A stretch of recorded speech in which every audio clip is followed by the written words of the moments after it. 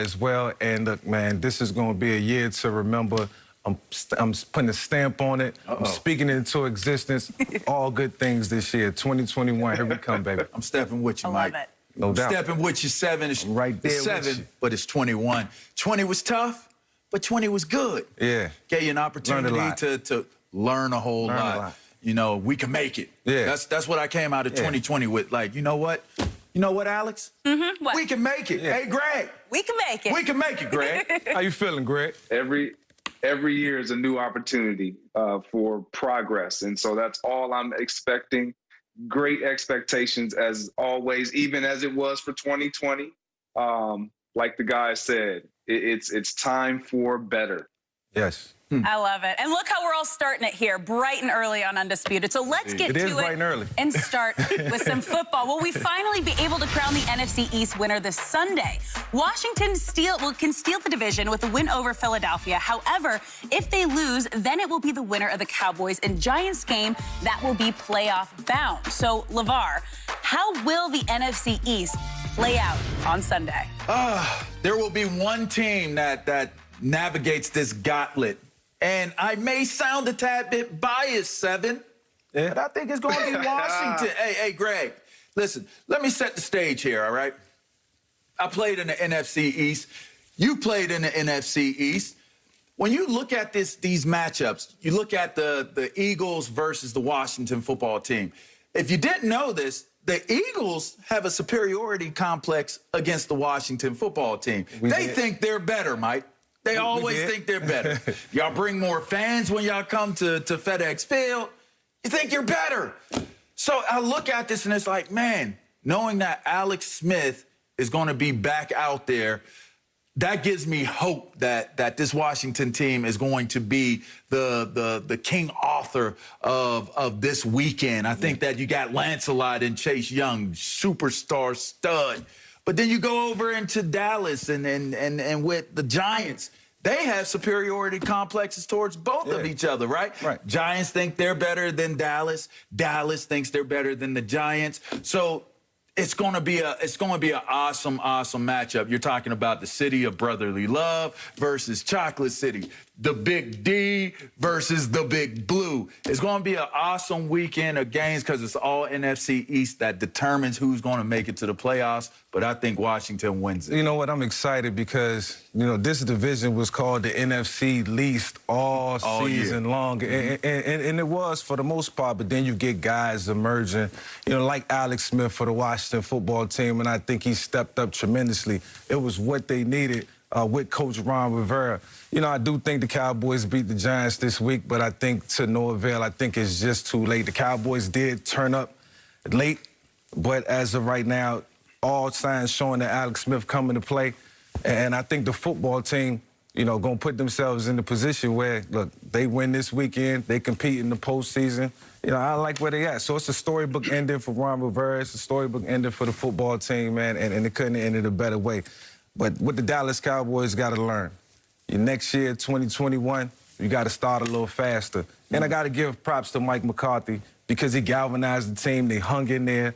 You know, they put forth their best effort. It was just a little too late. So, you know, as of right now, you know, I like where they sit. You know, they beat the Giants. They go into 2021 with some good feeling. You know, with some enthusiasm and something to feel good about. But, you know, the Washington football team, they'll take the next step. They'll take the next level. Gee. I mean, you guys have just completely handed it over to the Washington football team. I knew LeVar was going to do it. Oh, but come on. I played for the Giants, too, though. No, come on now. We know where your allegiance really rests. It rests with the Washington football team. However, I do agree with you guys. I think we all can agree on this. And for me, it goes a little deeper. When you look at this team without Alex Smith, they're just not that good. You're talking 18 points per game on offense, and that's where it matters. Let's be honest. That's where it matters. That's where it's been. Greg. That's where it's been most impactful when we look at this team. Alex Smith has this team when he does play at about 26, 27 points per game. And then over 325 yards per game. And without him, they're bottom tier in almost every statistical category, and you just can't win football games like that. And he also brings just a calm. He understands what Ron Rivera is trying to get done. When you look at that position across the league, you have to have stability. And what Alex Smith brings to the Washington football team is just that. Now, the Dallas Cowboys, I believe they do have a chance because, like I said, the Washington football team, they've shown resilience all year, and that's all they have to do is be resilient. Again, one more week and they're in. But if they slip up, the Dallas Cowboys are right there, and I really like this team offensively. They've been doing some things good defensively, but offensively, they've found their rhythm. They've gotten the ball to their playmakers, averaging 36 points a game over their winning streak, their last 3 games, and only allowing 19 points on defense, which has been really good when you look at what they weren't able to do defensively all year long. And Vic, you talked about it. It's been a great job by Mike McCarthy. And far too often we jump on these head coaches as well as players as far as their chemistry and what they're not able to do with so little time in a year one. Like, it's year one and they've been afforded less time with one another in person and on the field. So I think he's done a really good job of really tying the knot to so to speak, to where they have an opportunity that we're talking about them right now. You know what's interesting about Washington and their scenario? When I was there, and even in years past, there's always confusion that seems to deteriorate the season. Looking at the Dwayne Haskins releasing this past weekend, or this past week, and looking at how he handled things and the position he puts himself in, Ron Rivera bodied him. Yeah. First-round draft pick gets bodied. Like, take it on in. Yeah. Turn the book in.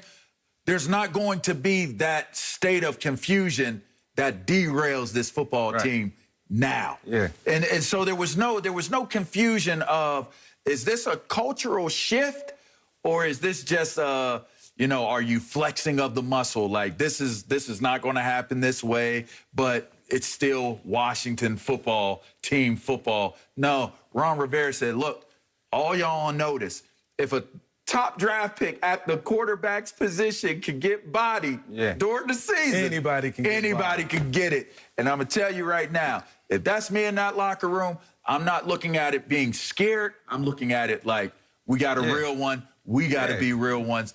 And I think that that's going to be the catalyst for them moving forward. Yeah, you got to accept that. And I think for Ron Rivera, he's a guy who's a genuine leader. And when he walks into the locker room and every word he says, it sounds off throughout that locker room. And when you got a guy like Alex Smith and Ron Rivera paired together, you get the best of both worlds. You got that total leadership right there at your disposal. So this is what the Washington football team needed. They had a lot of turmoil last year, a lot of turmoil coming into this season, and now they get to clean it up quietly. And, a playoff berth does a lot for this team. Confidence moving forward, like I say, is what they brung Alex Smith and Ron Rivera to this team for, and now it's paying off, paying big dividends on both sides of the ball, offensively, defensively. Ron, the defensive guru, and Alex, he got the brain power at the offensive position, at the quarterback position. You do know, G and Mike, what I do tend to question, and you guys have given Mike McCarthy so much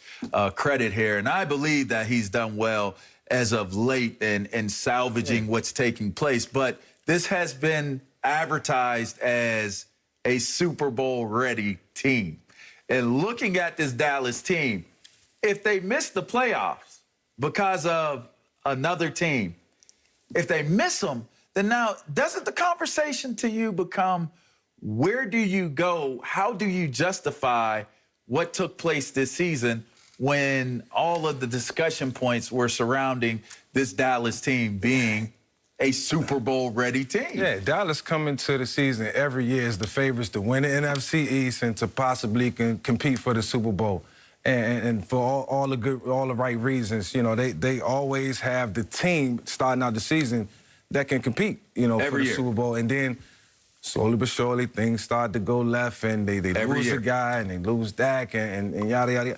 And it's always been that way. But I think this team learned a lot from this season. You know, going into next season, you know, they got to look at all the flaws, all the mistakes. And I'll say it again, Mike McCarthy did a great job with this team. Kellen Moore called the plays. It was a lot of variables, a lot of things that he had to deal with. And I can understand that from a head coach.